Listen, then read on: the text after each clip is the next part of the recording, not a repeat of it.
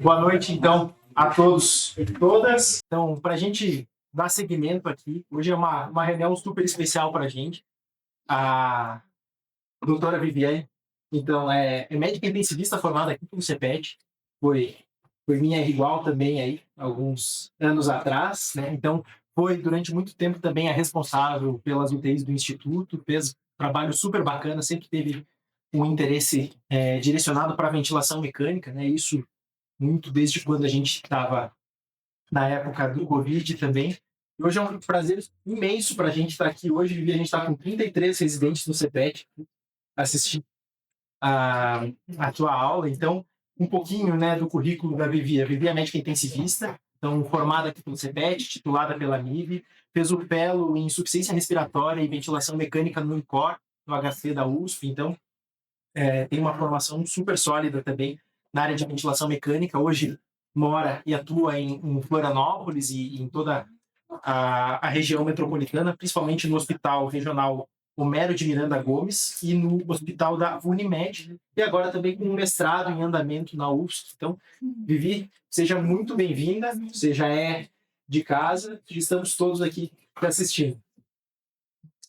Muito obrigada, Vini. Né? É um enorme prazer estar presente nessa aula magna. A aula magna sempre foi uma aula muito respeitada por nós, e eu aprendi muito com todos os chefes que estão presentes aí hoje, muito com o doutor Álvaro também, então é um enorme prazer estar aqui hoje do outro lado, né?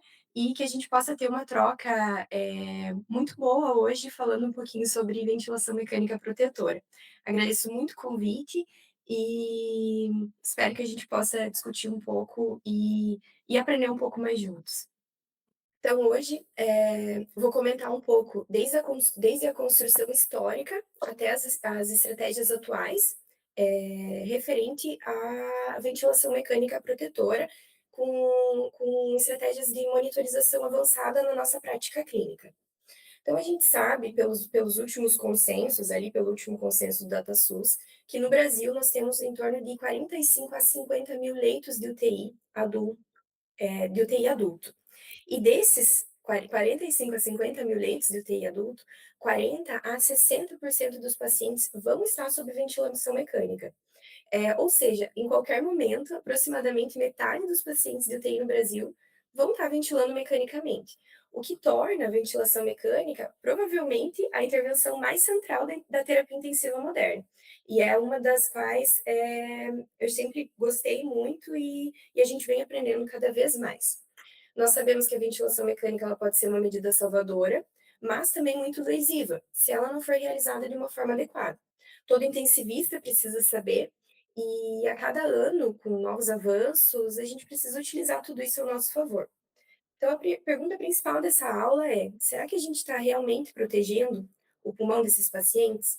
Então, nós temos várias tomografias, vários pulmões ventilados diariamente, com quadros inespecíficos, com padrões de tomografia inespecíficos.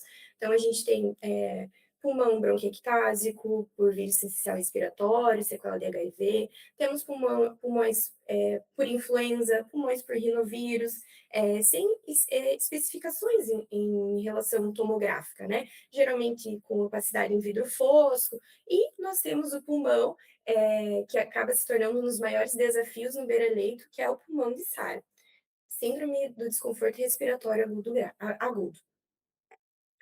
E como que a gente garante a proteção, né, pulmonar? Então, hoje a gente vai falar um pouco. Primeiro, antes de tudo isso, a gente precisa entender os mecanismos de lesão pulmonar para assim conseguir fazer os ajustes adequados. Então, a gente vai falar sobre os mecanismos de lesão pulmonar, sobre ventilação protetora em si, manobras de titulação de PIP, manobras de posicionamento, e nisso entra tanto a prona como a supina. Vamos falar um pouquinho sobre pressão transpulmonar e pressão pleural, e citar um pouco aí para um futuro próximo que a gente pode estar vendo. Então, começando pelos mecanismos de lesão pulmonar. Todos esses mecanismos, eles vão servir de introdução para a gente ver sobre trabalhos randomizados e controlados que justificam os ajustes ventilatórios que a gente faz hoje em dia, para pensar numa ventilação mecânica protetora. Então, nós temos o volutrauma, o atelectrauma, abertura e fechamento cíclicos, concentração de estresse, sobredistensão, deformação excessiva, que é o nosso baby lung, e o conceito de biotrauma. Então, começando com o volutrauma. Na década de 70, a gente tem esse estudo que foi muito bem abordado, assim, para a época, e num período em que se observou que a ventilação mecânica, era capaz de salvar a vida de alguns doentes, mas que ela também era capaz de começar de machucar esses pulmões, que surge o conceito de injúria pulmonar causada pela ventilação. É o conceito de Ville, que a gente vai falar bastante. Então, nesse trabalho, se comparado a um grupo controle, animais foram submetidos a pressões extremamente altas. E se viu que, principalmente, essas pressões extremamente altas, associadas a PIPs muito baixas, eram capazes a levar a pulmões edematosos. Então, esses são esses pulmões aqui, considerados como edematosos, hemorrágicos. E que esses animais submetidos a pressões extremamente altas, principalmente com PIPs mais baixas, eles morriam, logo após 1 hora do estudo. Ou seja, foi uma das primeiras vezes que a PIP foi, descrita como tendo um papel protetor. E a gente vê o conceito de volutrauma pensando que nós temos um colapso com consequente inundação alveolar causada por um exudato inflamatório, que era o que acontecia com esses pulmões, causando sobredistensão e, consequentemente, o volutrauma. Depois do volutrauma, ali na década de 90, surge o conceito de atelectrauma. Então, aqui a gente tem a curva PV, que representa o comportamento do pulmão durante a insuflação e a desinsuflação. Então, principalmente aqui nesse do grupo controle, para indo em direção esquerda, para a gente ir avaliando conforme a redução da PIP. Então, o que que essa curva PV nos mostra? Ela nos mostra que, com o tempo, ela vai se deteriorando se a gente coloca pressões muito baixas. Ou seja, a partir do momento que eu reduzo a minha PIP menor do que o ponto de inflexão inferior, que é esse ponto que eu tenho aqui, a gente vai tendo atelectasias, né, cada vez mais, e esse pulmão, ele vai piorando a capacidade ventilatória com o tempo. Ou seja, com PIPs mais baixas, a gente tem mais colapso alveolar, causando mais atelectrauma. E quando a gente ajusta a PIP acima do ponto de inflexão inferior, a gente consegue manter os alvéolos mais abertos durante todo o ciclo respiratório, reduzindo a esterese e melhorando a complacência pulmonar. Isso já era visto lá na década de 90. Outro conceito de mecanismo de lesão pulmonar é abertura e fechamento cíclico, que a gente chama de tidal recruitment. O que que a gente sabe? Que o nosso pulmão, ele tende ao colapso. Então, a cada ciclo inspiratório, ocorre o colapso e a abertura pulmonar. Então, a gente abre o pulmão, fecha o pulmão, abre o pulmão, fecha o pulmão. E a ideia que se tem é que essa abertura e fechamento cíclico sejam capazes de causar lesão pulmonar. E depois isso foi retomado com o conceito de deformação cíclica, que se viu que mais importante do que estirar muito o pulmão é não ficar estirando e soltando ele diversas vezes, por exemplo, durante o processo de recrutamento alveolar e titulação. E com isso, é como se o pulmão pudesse ter um efeito assim de ir rasgando, através dessa abertura e desse fechamento cíclico. Outro mecanismo de lesão é a concentração de estresses. Então, também em meados dessa década de 90, anos 2000, surgiu esse conceito quando se viu que pulmões heterogêneos, eles são capazes, que são os pulmões ventilados todos os dias no UTI, eles são capazes de concentrar tensões, ou estresses, pressões, nas regiões que estão expandindo um pouco, que estão expandindo muito pouco. E ao redor delas, existem regiões que expandem bastante. Então, ao redor delas. Então, se a gente aplica uma pressão de 30 centímetros de água, que isso resulta em uma pressão transpulmonar de 15 centímetros de água, automaticamente, Na região que não expandiu, o estresse pode chegar até 70 centímetros de água. Então, são medidas que, aplicando pressões, a gente não consegue imaginar o quão elas podem ser deletérias e causar lesão pulmonar. Outro conceito que a gente tem, e isso foi em meados ali de 2000, 2007, é o conceito de sobredistensão cíclica. E esse mecanismo de lesão pulmonar já é na era da ventilação protetora.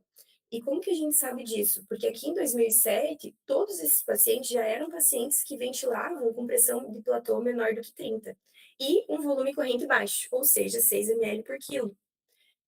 Mas o que que a gente vê, mesmo sendo na era de ventilação mecânica protetora? Em verde são as áreas de colapso e em vermelho as áreas de sobredistensão, ou seja, as áreas que estão airadas demais. Em pacientes com muito colapso, no final da expiração, conforme o slide que eu mostrei anterior, a sobredistensão cíclica, que ela acontece do final da expiração para inspiração, ela está associada à falta de proteção pulmonar. Isso mesmo nos pacientes ventilados de forma protetora com base nos últimos conceitos. Outro conceito, e também muito interessante, que explicou depois sobre a capacidade do pulmão em lesionar outros órgãos, é o conceito de biotrauma. Então, o que que a gente tem? Quando nós deformamos algumas células epiteliais em maior ou menor grau, essas células, elas são capazes de expressar citocinas quimiotáxicas para células inflamatórias, ou seja, para neutrófilos, por exemplo, interleucina 8. E o biotrauma, ele era capaz de explicar lesões em outros órgãos à distância. Então, o que que se fazia? Causava uma lesão unicamente pulmonar de ventilação com altos volumes correntes. Essa, então, se media o índice de apoptose no pulmão e em outros órgãos. Aqui no estudo, pulmão, rim e intestino. E se mostrou pela primeira vez que a lesão pulmonar causada por grandes volumes, ela era capaz de explicar lesão em tecido ou órgãos à distância. E esse conceito ele é muito interessante, porque a gente viu muito na época do Covid, quando muitos pacientes evoluíam para o pulmão de SARA, que muitos deles acabavam falecendo por lesões em outros órgãos, e não primariamente pelo pulmão. E uma das formas de explicar isso é trazendo o conceito de biotrauma. Outro conceito de mecanismo de lesão pulmonar é comparando deformação excessiva com abertura e fechamento cíclico. Então, o que que a gente tem? A gente viu que nós temos vários mecanismos de lesão, mas assim, quais que vão ser mais atuantes, né? Então, durante o curso da lesão pulmonar, quando eu tenho um pulmão que ele está evoluindo para vilhe, né? Como que eu vou saber quais são as lesões, os mecanismos que estão sendo mais atuantes, para eu saber onde eu preciso atuar, né? Diminuir uma sobreextensão, diminuir um colapso, abrir uma área de colapso. Então, o que que se viu nesse estudo do grupo do professor Marcelo Amato, do projeto de doutorado do Dr. Borges, de 2014? Se viu que durante o curso da lesão pulmonar, causada pela vilhe, o atelectrauma, ele tende a ser nas regiões mais posteriores, a abertura e fechamento, ela tende a ser nas regiões mais fechadas na expiração, mas que vão abrir na inspiração, e a hiperdistensão, ela costuma ser nas regiões mais ventrais. Então, a gente conseguiu mostrar exatamente como que isso vai se comportando ao longo do curso da lesão pulmonar. E por fim, o conceito de deformação excessiva, que é o baby lung, né. Então, essa tomografia, ela mostra um paciente com pneumonia por pneumociste girovese, mostrando que menos da metade da ventilação acaba ficando para o pulmão que permanece aerado, ou seja, mais da metade está com colapso, virando um pulmão com volume muito pequeno. Então a área ventilada vai ser só essa área aqui. E esse pulmão, ele é um pulmão parecido com um pulmão de bebê. Esse termo surgiu com o professor Gattinoni, em meados de 2000 também, e ele referiu nessa fase e durante esses estudos que esse pulmão precisa ser tratado com delicadeza, com gentileza. E é sobre isso que a gente vai falar agora. Então, nós vimos que os maiores estudos atualmente, meados de 70, 80, 90, vêm buscando melhores variáveis para que a gente consiga fazer uma ventilação mais protetora, ou seja, tudo para evitar a lesão pulmonar, a vire, principalmente por atelectrauma, barotrauma, biotrauma, todos esses mecanismos de lesão. Mas será que essas estratégias, elas, eram o suficientes? Então, ali em 90, a gente já tinha visto, com base nos estudos do professor Marcelo Amato, que era necessária a redução do volume, uma estratégia de hipercapnia permissiva, a necessidade, muitas vezes, de uma PIP mais elevada. Depois surgiu o conceito de manobra de recrutamento, redução de pressão de platô, já pensando numa redução de pressão de distensão, que já tinha sido citada. Depois, com o ARDSNet, ali, em meados de 2000, se juntou todos esses conceitos, trazendo o conceito de ventilação mecânica protetora como um volume total, usando 6 ml por quilo de peso predito, com uma expressão de platô menor que 30, trazendo o conceito de hipercapnia permissiva, né? Eh, mas será que tudo isso, né, com N tão grande de todos esses pacientes, ensaios clínicos randomizados, ainda eram as melhores ou únicas estratégias, né, que iam traduzir o estresse alveolar? Será que controlar o volume corrente, a pressão do platô, eram o suficiente? Então se reuniu cerca de 3.500 pacientes, eh, e se trouxe ainda mais forte o conceito de pressão de distensão, que é a driving pressure, que é a pressão de platô menos a PIP. E para falar de driving pressure, a gente vai voltar pro pulmão doente, que é o baby lung. Então, o que que foi qual que foi o conceito por trás do conceito da driving pressure, pensando numa ventilação mecânica protetora? Se mediu o tamanho do baby lung por tomografia de tórax. Então, se mediu o tamanho desse pulmão aqui, que era o pulmão, que precisava ser ventilado. E o que se viu foi que esse tamanho do pulmão, ele não tinha correlação praticamente nenhuma com o peso real do paciente, e com o peso ideal, isso melhorava um pouco. Mas a gente precisava não levar em conta só o peso ideal do paciente, para ventilar com 6 ml por quilo ali de peso predito. Mas a gente precisava levar em conta o peso ideal do pulmão do paciente. E como que a gente ia fazer isso? E como que isso ia ser feito? Né? A gente normalizar o quanto do pulmão está sendo aerado para o volume pulmonar daquele paciente. Então, a gente precisava considerar o quanto estava ventilando daquele pulmão. Então, vamos considerar que esses pacientes eles têm uma mesma altura. Então, se a gente for medir pelo peso ideal, que leva em conta um pulmão sadio, eh, o volume deles seria o mesmo. Então, a gente colocaria para esse paciente 400 ml de volume e para esse paciente 400 ml de volume, mesmo volume corrente. Só que o paciente com o pulmão da direita, ele tem metade do pulmão dele colapsado. Então, não faz sentido a gente usar o mesmo volume corrente para as duas condições. O que que a gente precisava? A gente precisava analisar melhor a complacência do sistema respiratório desses pacientes, e não só o peso predito deles. Então, uma medida muito mais representativa do baby lung seria a complacência do sistema respiratório. Quanto maior, maior o tamanho do baby lung, ou seja, o pulmão vai estar mais aerado, né? Só que como que a gente ia fazer isso? Então, o que que a gente vê? Colocando o mesmo volume corrente, esse paciente tem uma pressão transpulmonar muito menor que essa, sendo que esse tem uma complacência do sistema respiratório muito menor também. Então, o que que a gente precisava fazer? Nós precisávamos normalizar, deixa eu só- nós precisávamos normalizar o volume corrente pelo tamanho do pulmão em termos de peso ideal. Então, será que só o volume é importante? Não. A gente precisava normalizar esse volume para o tamanho do pulmão ideal. Só que esse tamanho do pulmão ideal é a complacência do sistema respiratório desse paciente. E quando a gente pensa em complacência do sistema respiratório, a gente vê que o volume total desse paciente é a variação do volume final e inicial, e a complacência do sistema respiratório dele vai ser a variação do volume dele dividido pela driving pressure, que é a pressão de platô menos a PIP. E quando a gente, e no final, o que que a gente consegue ver? Que na verdade é a driving pressure que reflete o volume corrente normalizado para o tamanho do baby lung, ou seja, normalizado para a complacência daquele pulmão, daquele sistema respiratório.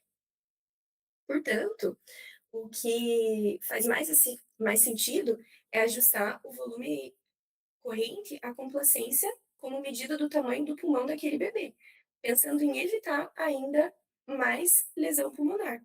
Só que isso é a driving pressure. E foi aí que se viu que se a gente não normalizar para o volume corrente daquele baby lung, os pacientes vão fazer cada vez mais lesão pulmonar. Por exemplo, esse paciente com o mesmo volume corrente está ventilando com uma driving pressure de 8 e o outro com uma driving pressure de 40. E foi aí, foram essas justificativas e considerações que estiveram por trás do artigo publicado pelo grupo do professor Marcelo Amato em 2015, que mostrou que a driving pressure está associada à redução da mortalidade, independente tanto do volume total quanto da pressão do platô. E como que eles fizeram isso? Então, falando um pouquinho ali sobre o estudo. Eles utilizaram um procedimento de dupla estratificação, criaram 5 amostras de pacientes com um PIP igual, mas com crescente, aumento de driving pressure. E quando eles fizeram isso, eles viram que a mortalidade aumentou. Então, nesse grupo de 5 pacientes com uma PIP igual, com uma pressão de platô crescente e com uma driving pressure crescente, a mortalidade aumentou.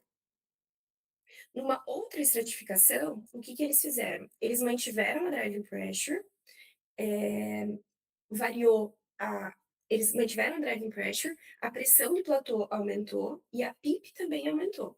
E nesse caso, não teve tanta diferença na mortalidade. Com uma PIP igual, com uma PIP e um platô aumentado, a driving pressure permanente, então não teve mudança de mortalidade. Já na última estratificação, a PIP aumentou e a pressão de platô permaneceu constante, de um modo que a driving pressure diminui. Então, a gente aumentou o PIP às custas de uma diminuição de pressão de platô, ganhando e individualizando essa PIP, e tendo uma diminuição da driving pressure. E nessa condição, foi quando a gente teve diminuição da mortalidade. E o que que isso sugere? Que a driving pressure ela estava muito mais relacionada com a mortalidade do que a PIP e o platô.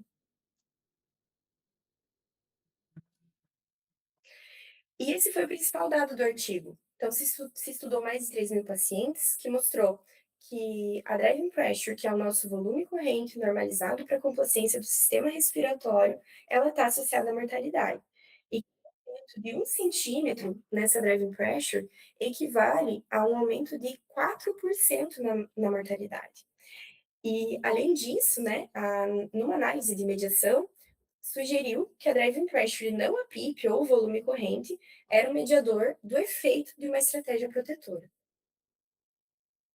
E com isso, surgiram vários estudos sobre o tema, inclusive como titulação de PIP, como forma de manobra também, como auxílio na ventilação protetora, então no sentido de reduzir pressões, aumentar recrutamento para diminuir a driving pressure, sempre cuidando daqueles mecanismos de deformação.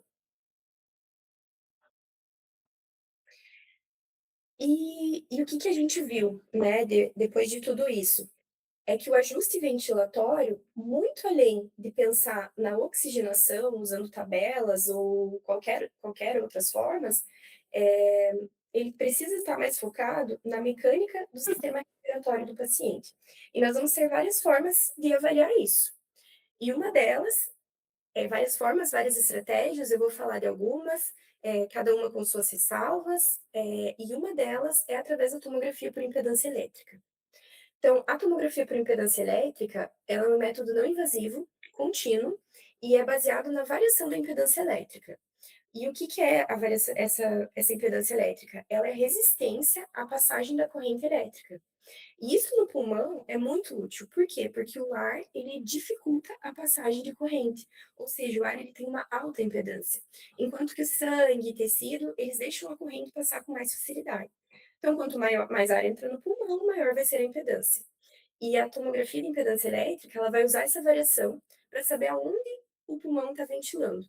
E com isso, a gente vai conseguir ver onde está tendo colapso, onde está tendo hiperinsuflação e avaliar a ventilação, não de uma forma global, com pressão de via aérea, que é o que a gente geralmente muda, mas podendo avaliar de uma forma regional o pulmão.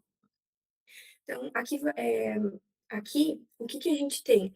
Nós temos a variação da ventilação, então aqui a gente vê que nós temos uma alta impedância elétrica, tanto que nós temos uma maior ventilação em região ventral, com provavelmente mais colapso em região dorsal, por isso que ele não está conduzindo tanto, a gente não está tendo tanta entrada de ar. Era para nós termos uma ventilação mais uniforme, mais homogênea até aqui embaixo. E isso é o que mostra aqui na impedância. Então, nós temos em região posterior 24% de ventilação, enquanto que em região anterior 76%. E quando a gente pensa em direita e esquerda, essa relação está praticamente parecida. Aqui a gente tem a pleximografia, que vai mostrar a variação da ventilação pulmonar, o quanto de ar vai estar entrando nesse pulmão de uma forma global, a PIP que a gente está utilizando, expressões de pico, o volume que esse paciente vai estar fazendo, quantidade de auto-PIP, e com isso calculando em tempo real a driving pressure. Aqui ele mostra também resistência de via aérea e a complacência do sistema respiratório. Nessa tela, eu vou mostrar um exemplo rapidamente de como funciona um recrutamento ou uma titulação de PIP para entender a questão dos mecanismos de lesão e formas de abertura e fechamento pulmonar, pensando em sobredistensão e recrutamento alveolar. Sobredistensão, hiperdistensão ou diminuição do colapso, tá? Então, nessa parte superior, a gente tem a distribuição desse paciente, ele é um paciente que está em posição supina. Se ele estiver em posição prona na tomografia, ela vai mostrar com uma ventilação de 30% em região ventral, 70% em região dorsal, e ele vai mostrar como isso vai se distribuir, o que que a gente vai ganhar, o que que a gente vai perder, conforme é feita essa titulação de PIP. E em consequência disso, como que vai ficar a nossa complacência, como que vai ficar a nossa driving pressure e as outras pressões. A parte superior do gráfico, ela vai mostrar a pleximografia global, né? Então, a variação do volume total ao longo do tempo nos dois pulmões. Então, nós começamos com uma PIP de 10, foi para 12 e agora foi para 15. Com isso, a gente vê que nós já fechamos um pouco, a gente começou com 70% de ventilação aqui, com um pouco mais de 30% em região ventral, mas o pulmão está abrindo algumas áreas. Então, a gente continua fazendo essa titulação, recrutamento, até essa linha de ventilação ir ganhando mais espaço. Então, tanto em ventilação anterior, pela pleximografia, que é mais sensível do que essa distribuição, porque ela acaba captando de uma forma mais rápido, a gente vê o aumento dessa linha de base para essa linha de base em região posterior e segue aumentando o ganho de ventilação. Agora, com uma PIP de 20, a gente vê que já diminuiu um pouco em região ventral, ou seja, provavelmente eu já estou tendo talvez algumas áreas de hiperdistensão, né? Umas áreas que já estavam abertas e com uma PIP maior, a região ventral eu estou abrindo ainda mais. Nós começamos também com um volume bem maior, a gente já está com um volume menor nesse pulmão, mostrando a consequência de uma abertura para todas as regiões do pulmão. Aqui já está uma ventilação bem mais uniforme, a gente começou a ganhar em região posterior, mais do que em região anterior, vendo pela área da pleximografia mesmo, que eram as áreas que estavam mais fechadas, e assim a gente vai seguindo até chegar em PIPs maiores. né. Então só para mostrar aqui, uma PIP de 35, que nesse caso foi até onde se chegou para o exemplo, a gente tinha um volume total inicial muito maior do que a gente tem agora, então provavelmente é um pulmão que abriu áreas de colapso, mas agora já está sobredistendendo.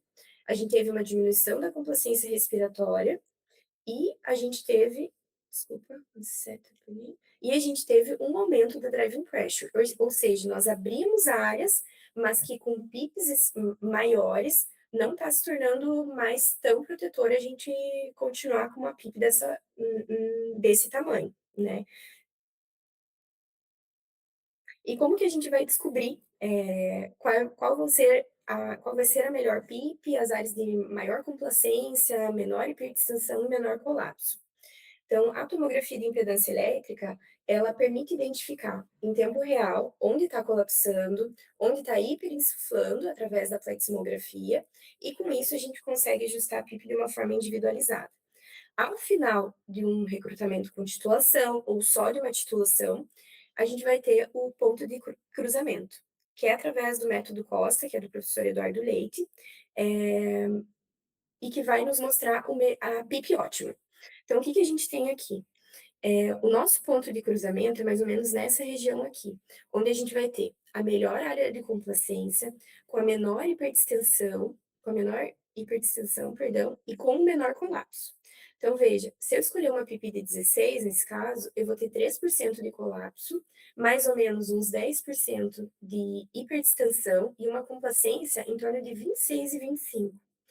Se nesse paciente eu escolhesse uma PIP de 10, esse paciente ele ia ter um colapso enorme, então áreas que eu abri durante o recrutamento, elas iam estar fechadas de novo quando eu reduzisse a PIP, e aqui ia ser quase em 30%. Eu ia ter uma complacência reduzida e uma hipertensão de quase zero, mas com um pulmão colapsado, provavelmente fazendo atelectrauma. Então, por isso que ela nos dá uma ventilação avaliando de uma forma mais regional. Esse é outro exemplo do ponto de cruzamento. Então, no final, ele nos dá um relatório, e o relatório sai dessa forma, mostrando o mostrando a área de menor hipertensão, menor colapso, consequentemente, a de melhor complacência, nos dando a melhor PIP com a menor driving pressure. A titulação de PIP, ela pode ser feita com ou sem a manobra de recrutamento alveolar. A gente tem várias nuances, né, estudos falando contra, a favor, alguns, muito consagrados. Então eu vou comentar rapidamente só sobre a manobra de recrutamento alveolar. Então quem que pode se beneficiar, né, dessa manobra? A gente viu ali que aquele paciente com uma PIP de 10, ele teria áreas de colapso de mais de 30%. Então provavelmente seria um paciente que faria lesão pulmonar. Aqui a gente tem o vídeo de um pulmão, fora de caixa torácica, então para a gente conseguir, eh, avaliar sem pressão, sem a influência da caixa torácica, né, esse pulmão, sendo submetido a uma manobra de recrutamento alveolar. Então, aquelas áreas colapsadas, a gente vê que nós vamos ganhando, ganhando, ganhando, até o momento que pode passar e causar uma hiperdistensão. Esse foi um estudo também ali que o grupo do professor Marcelo Amato, participou e embasou, publicado em 2006, que embasou essa manobra de recrutamento, alveolar, desde que seja feita de uma forma fisiológica individualizada. Mostrando que, nessa época, grande parte do pulmão na AIDS é recrutável, e que isso tinha um impacto direto na oxigenação. Então ele mostra a massa do colapso que a gente consegue recrutar e que isso tinha um impacto direto na oxigenação, ou seja, uma melhora real na troca gasosa. Então a gente teve, então tem em 3 momentos com diversas PIPs, e a gente vê que o colapso ele vai diminuindo conforme a gente vai aumentando a PIP, até chegar a uma PIP de 25, que reabre alvéolos colapsados, reduz shunt, melhora PO2 e diminui a heterogeneidade pulmonar, né. Esse estudo, ele foi uma das bases para o conceito de Open Lung Approach, que vai falar sobre a PIP individualizada, evitar teletrauma, e que a redução da driving pressure, ela pode estar associada a diminuição de ciclagem e aqueles fenômenos de colapso e reabertura. Então, se a gente conseguir abrir o pulmão e manter ele aberto de uma forma segura e individualizada, teoricamente é para a gente reduzir esses mecanismos de lesão pulmonar e diminuir dias de ventilação mecânica, diminuir, outras formas de mecanismo, fazendo com que o paciente evolua para um desmame mais rápido. Mas a gente sabe que, o ART veio depois para nos mostrar que a gente precisa fazer isso com maior segurança, né.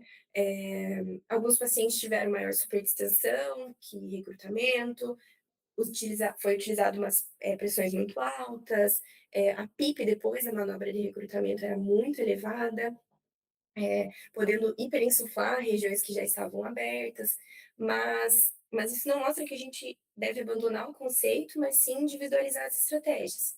Então, o problema maior não é abrir o pulmão, é não saber da forma com que a gente vai abrir, né, e como manter aberto ele sem lesar.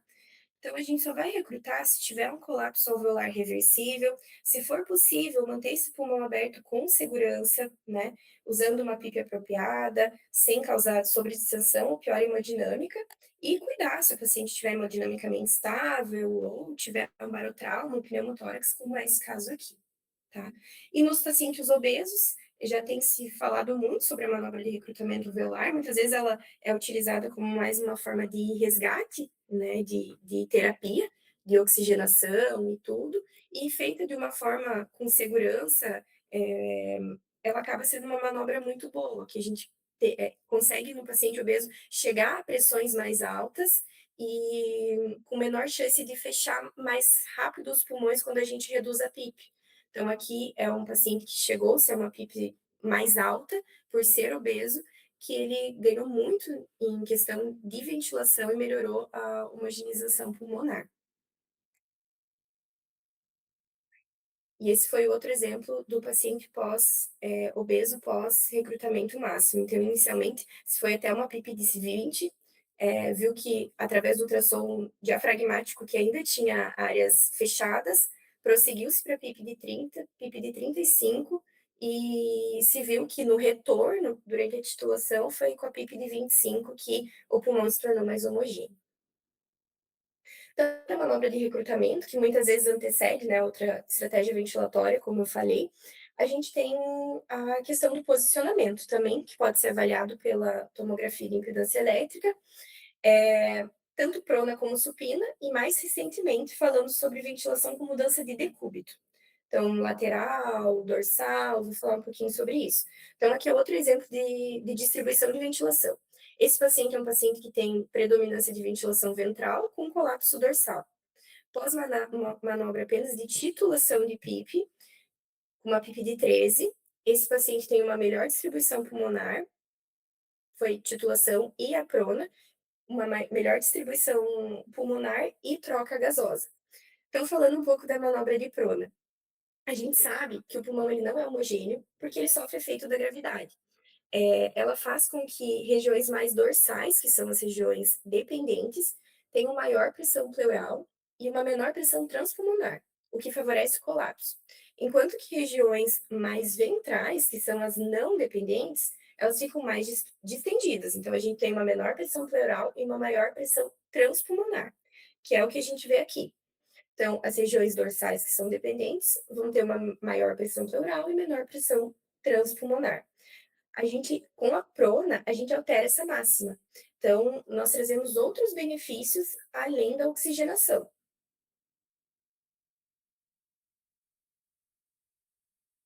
Então, a gente tem um pulmão em supina com colapso dorsal, que são as regiões dependentes. A gente coloca ele em prona e redistribui. Então, melhora essa ventilação dorsal, mas isso vai ser dependente da posição. Quando esse paciente volta para a posição supina, a gente tem um recolapso dorsal, ou seja, ele volta para o zero. Então, se a prona ela for apenas uma manobra posicional, sem uma outra estratégia para sustentar o recrutamento, o pulmão ele melhora enquanto está pronado e piora quando a gente supina. Melhora e piora, melhora e piora. E isso mostra para nós um ganho transitório.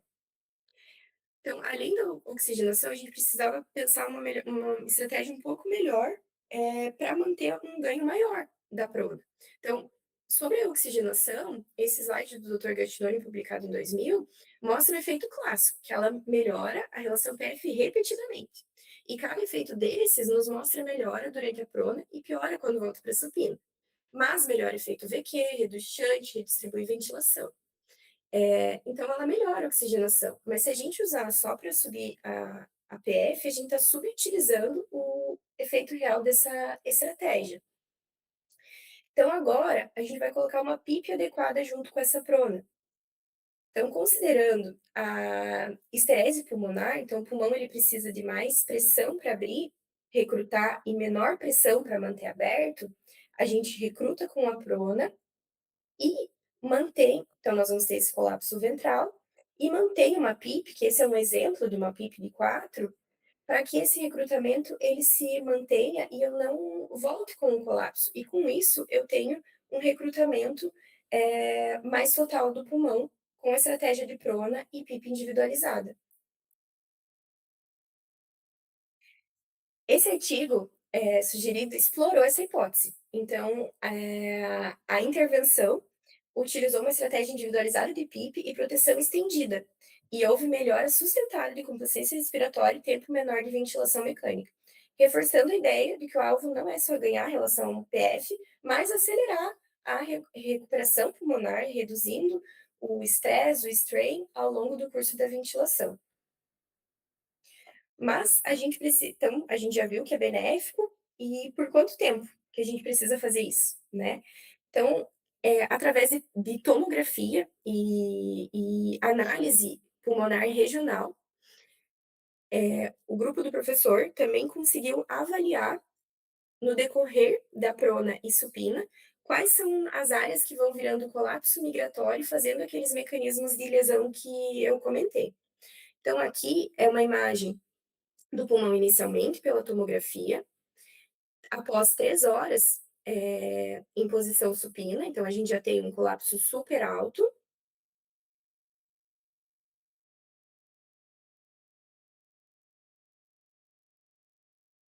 a gente já tem uma mudança das regiões dependentes e não dependentes, começando com um colapso migratório, né. Então a gente abriu áreas que não estavam abertas e manteve outras áreas dessa forma. E o colapso ele mudou de padrão. Após mais tempo de prona, o que a gente vê, e ali em torno de umas 18 horas, é que esse paciente abre áreas extremamente específicas e ele se mantém por mais tempo, que era o conceito que eles queriam falar, de você abrir esse colapso e manter o pulmão sem esse colapso por mais tempo, evitando outras áreas de sobredistensão. E isso a gente conseguiu ver através da tomografia de impedância elétrica também, avaliando a ventilação global, a ventilação regional, direita e esquerda e em supino e prona. No começo e com uma prona mais estendida. Então a gente viu o efeito da gravidade, onde o colapso acontece primeiro, onde a hiperdistensão acontece primeiro, mas e quando a prona não vai ser possível por vários motivos que às vezes a gente tem no UTI. Então, esse artigo, ele também nos traz sobre uma ventilação personalizada. Eh, e ele fala sobre fenótipo morfológico pulmonar, então focal e não focal. O fenótipo não focal é o fenótipo esse que está na figura A, que ele é difuso. Então ele tem uma pior mecânica pulmonar, mas ele tem uma maior recrutabilidade e uma maior mortalidade também. O focal, ele é menos recrutável e a gente sabe que a driving pressure impacta mais no não focal, ou seja, a resposta à ventilação, nesses 2 fenótipos vai depender da morfologia pulmonar. E aqui, o posicionamento entra como uma ferramenta ventilatória. Então foi quando começou-se a estudar, e isso foi feito na UTI respiratória do INCOR, os efeitos do posicionamento no leito do paciente. Então, o que que se viu? Que o pulmão focal, as consolidações elas são mais dependentes. Então ele tem uma melhor resposta à mudança de posição, porque ele redistribui a ventilação perfusão. E o não focal, ou seja, aquele difuso, ele tem uma alta recrutabilidade, ou seja, vai ter maior benefício de PIP, recrutamento e também os ajustes finos de posição. Então começou-se a pensar no pulmão de uma forma mais regional, abrindo, virando em decúbito lateral esquerdo, decúbito lateral direito, e vendo o que, que a gente consegue recrutar de áreas simplesmente pela mudança de posição. E foi algo muito satisfatório. Por quê? Porque foi visto que a mudança de posição lateral redistribui a ventilação pulmonar, e essa redistribuição não é totalmente reversível, também pelo princípio da esterese. Então, aqui é um paciente, na primeira imagem, em supina, ali na área em vermelho, provavelmente uma região com menor aeração, ou seja, mais colapsado. Ele é colocado em decúbito lateral esquerdo, o pulmão esquerdo vai se tornar dependente agora, isso redistribui o ar, vai recrutar algumas áreas e outras vão colapsar. Na supina, o pulmão ele não volta ao estado inicial, tanto que aqui no gráfico, ao virar o paciente, aumentou o volume pulmonar, ou seja, ele fez um recrutamento. E ao voltar, ele não retorna ao baseline, por conta da esterese. Então, o que, que a gente vê? Que as mudanças de decúbito que a gente faz na UTI, né, todos os dias, elas não são neutras. Elas podem recrutar o pulmão e, inclusive, melhorar a ventilação regional, reduzindo a heterogeneidade. Por quê? Porque a posição ela vai modificar também o conceito de stress strain. E isso a gente consegue ver facilmente tentando mudar ali, abrindo a área de atelectasia, colocando o paciente em decúbito lateral esquerdo ou direito, e vendo melhora tanto de complacência quanto de diafragma. Alguém fez alguma pergunta? Posso continuar? Ó,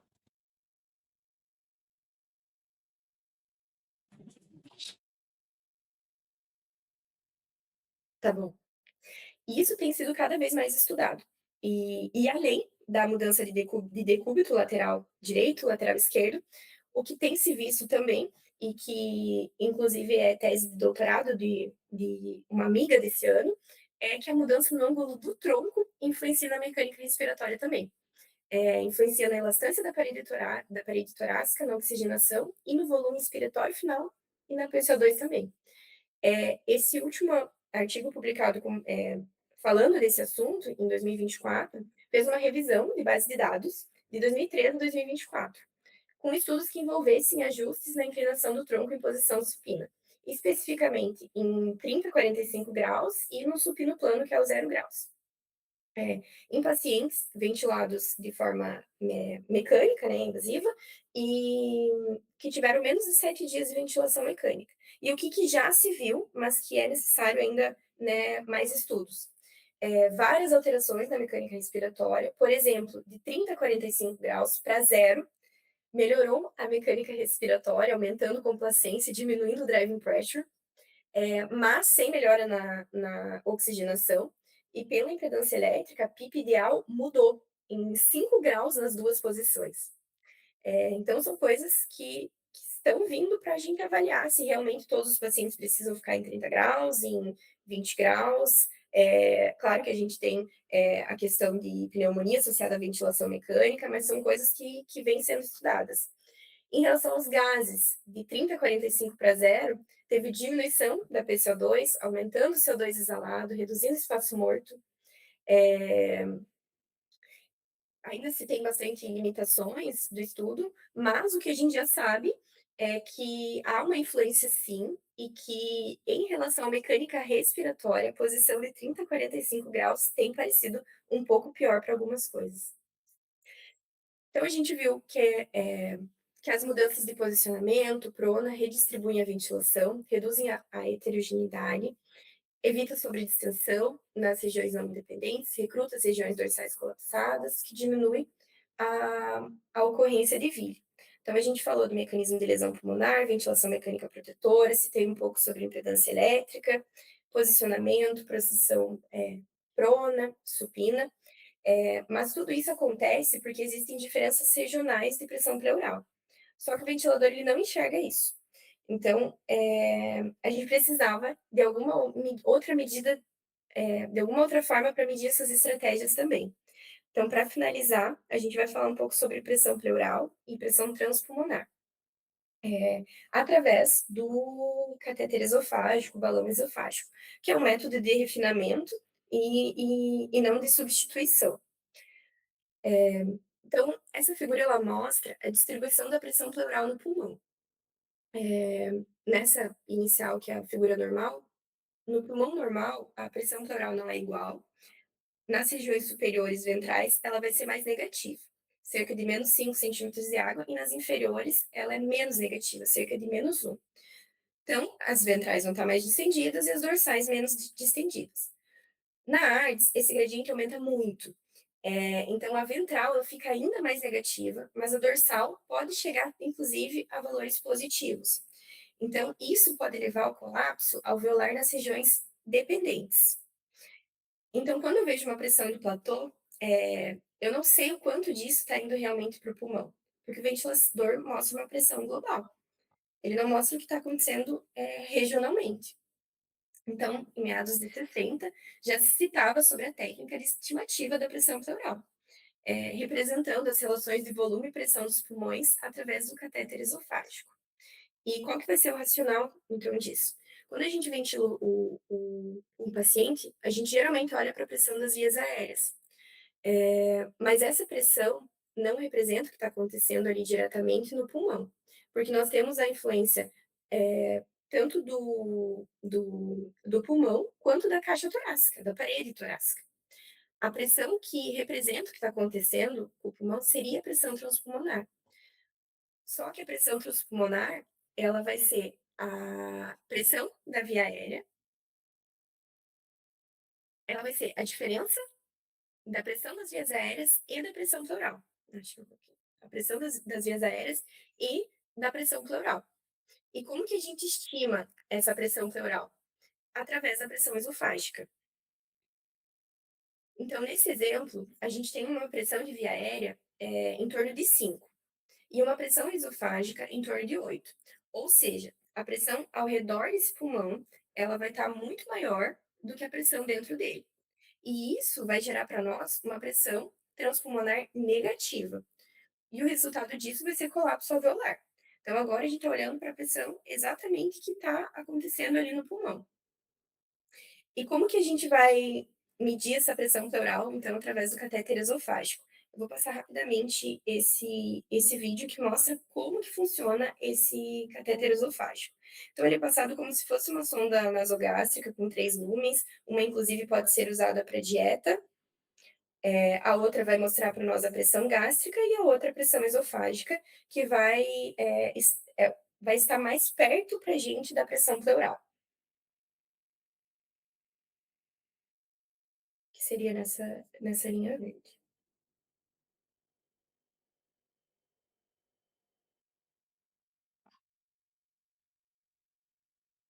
Uhum.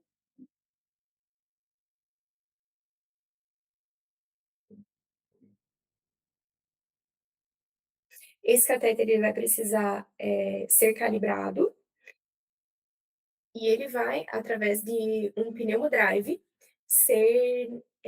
mostrar para nós mostrar para gente, através desse pneumodrive, mostrar para gente, as curvas de pressão estimadas de pressão esofágica, pressão de via aérea, que vai nos mostrar tanto a pressão pulmonar quanto da parede torácica, e a pressão transpulmonar.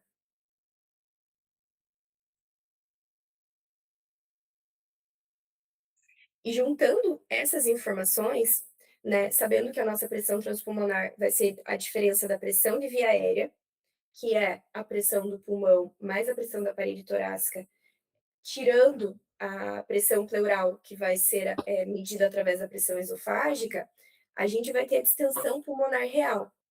E quando a gente intercala todas essas medidas junto com a impedância elétrica, naquela imagem que eu mostrei do ponto ideal de PIP, a gente também consegue ver a pressão transpulmonar inspiratória, que é o que está mostrando aqui nessa linha cinza, de 15,7, e a pressão transpulmonar expiratória.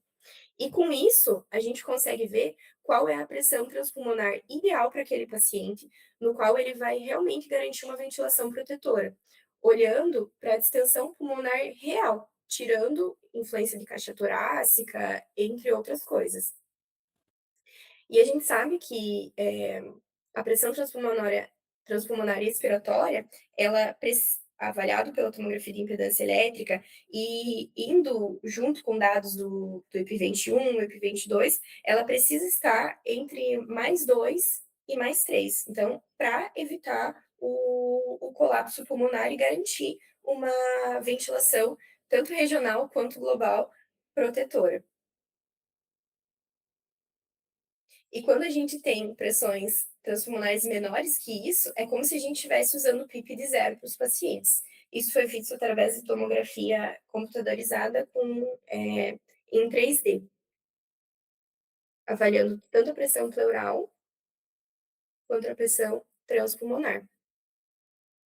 E aquelas áreas de colapso que a gente via, hoje consegue-se usar mais essa medida de dado, mostrando que provavelmente, se o paciente tem colapso alveolar, a pressão transpulmonar dele não está dentro dessa faixa.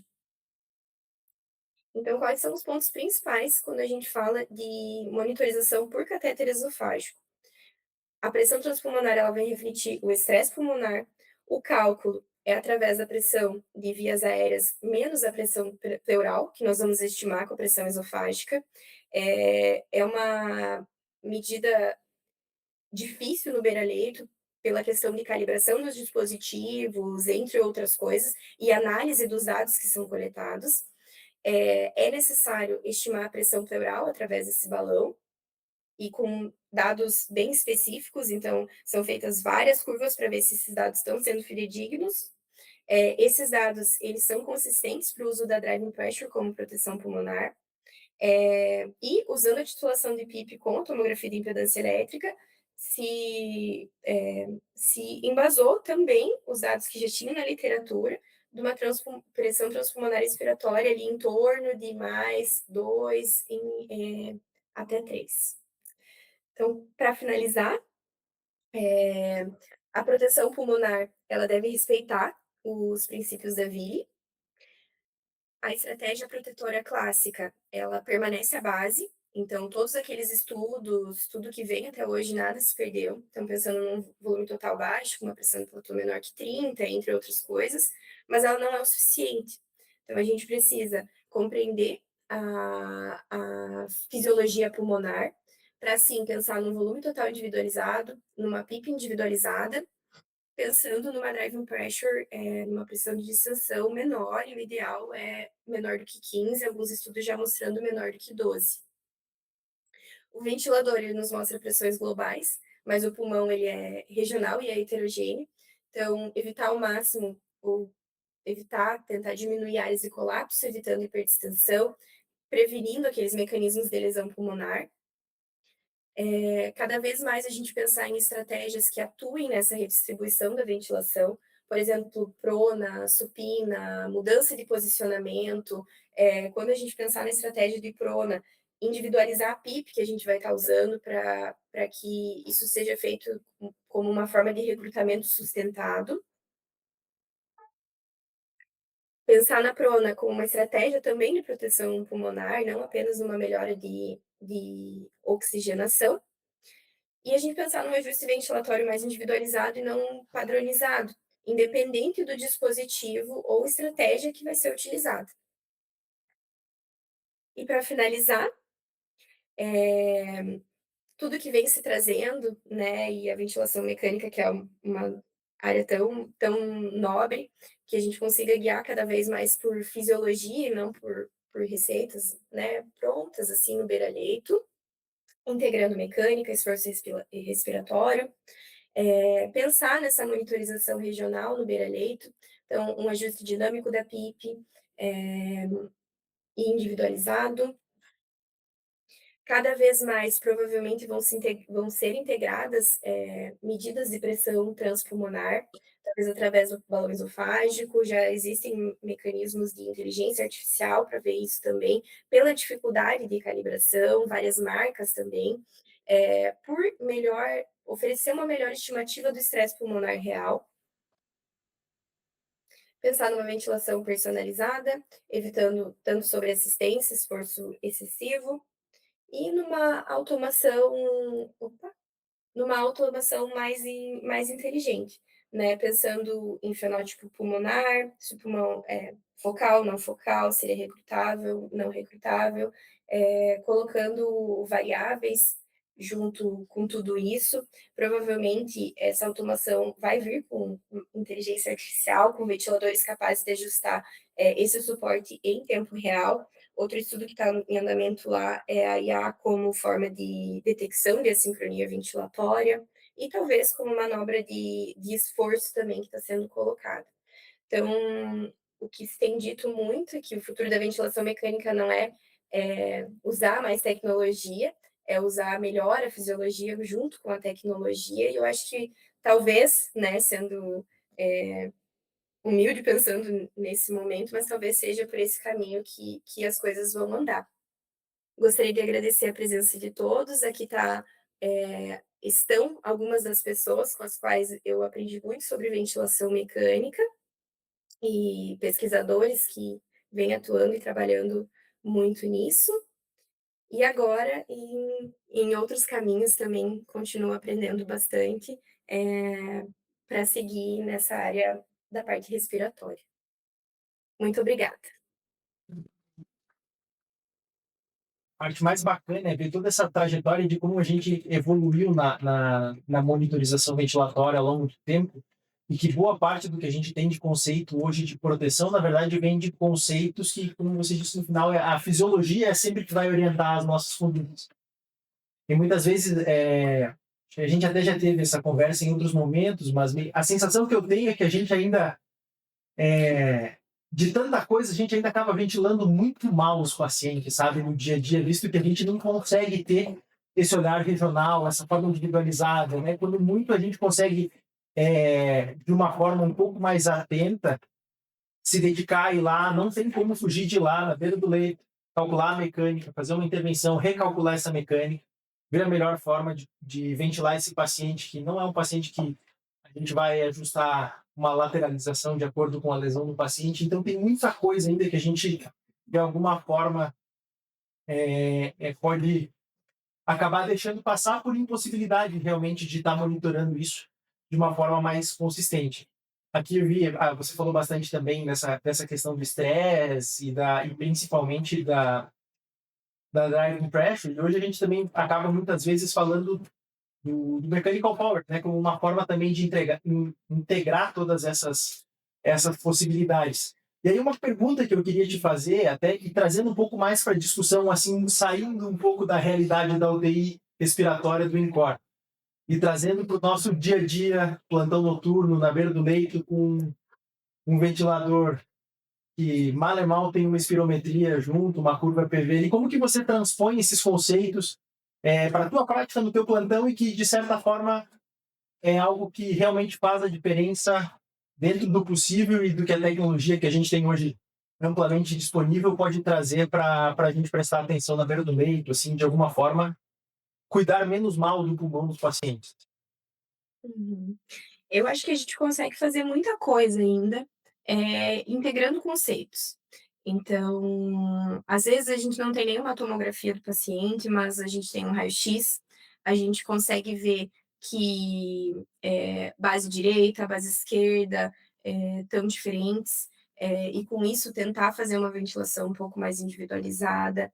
Mas eu acho que a base de tudo, muitas vezes a gente seta aquele volume, deixa ali o paciente está fazendo, ah, não, mas eu deixei 6 ml por quilo, o paciente já está quase saindo de uma ventilação totalmente controlada e eu ainda estou com os mesmos parâmetros ventilatórios, com a mesma PIP, com os mesmos dados. Então, eu acho que isso tem que ser visto dia após dia. Então, o paciente que está ventilando mecanicamente, ele precisa ser avaliado pelo menos 3 vezes por dia, e principalmente nos lugares que a gente não tem uma monitorização em tempo real. Então, isso é muito difícil, é muito difícil. É a mesma forma, a gente está olhando para a sincronia ventilatória a todo momento, né? Mas quando a gente consegue ter pelo menos esse olhar, puxa, será que esse paciente ainda está fazendo uma ventilação protetora? Será que essa PIP ainda está adequada? Não vou olhar só para a saturação. Vou calcular, vou fazer uma pausa, vou fazer uma pressão de platô, vou calcular a driving pressure ainda está adequada? Nossa, tô achando que ele está fazendo pneumonia, está piorando. Vamos calcular a mecânica respiratória dele de novo? Vamos calcular o básico que a gente tem nas nossas provas de título, né? Vamos calcular a complacência de novo, vamos revisar a estratégia, vamos calcular a complacência, vamos fazer pausa, vamos fazer pressão de platô, a drive está adequada, infectou, será que tem alguma outra coisa que a gente possa fazer de diferente na ventilação? Será que esse paciente realmente precisa estar ventilando com 6 ml por quilo? Será que se a gente colocar um volume um pouquinho menor e aumentar a PIP, a gente não vai abrir aquela área que estava fechada, esse pulmão, e esse paciente vai se recuperar melhor? Então, quando a gente individualiza isso com coisas fáceis no beira-leito, você consegue ver uma progressão maior daquilo que está sendo feito. E eu acho que são coisas, totalmente factíveis no beira-leito. E tanto que quando veio, né, o conceito ali de mechanical power, todas as outras coisas, a gente já vê que ainda a driving pressure ela nos mostra tudo isso de uma forma mais global. Então, veio para ficar, e se a gente consegue controlar essa variável, tanto no paciente em ventilação controlada quanto na assistida, que isso é um assunto para outros momentos, já mostrou a relação com mortalidade, de diminuição de mortalidade, diminuição de desventilação mecânica e prevenção para DVIR. Então, basicamente, se a gente for escolher uma coisa para seguir na beira do leito, a melhor driving pressure, seguindo um racional fisiológico que faça sentido para a condição do paciente, talvez seja melhor do que simplesmente só ficar corrigindo uma que outra sincronia e tentando manter uma relação Exatamente, ou pagar as exatamente, exatamente. Às vezes a gente se pega e só vê para o paciente se ele está fazendo uma ciclagem precoce. Mas é um paciente que está fazendo uma ciclagem precoce, porque ele está com uma driving pressure de 30, porque a gente está com pressões extremamente altas. Então, acho que tem coisas que a gente consegue monitorizar de uma forma, no beira-leito mais fácil. E a driving pressure ainda é uma que nos garante isso.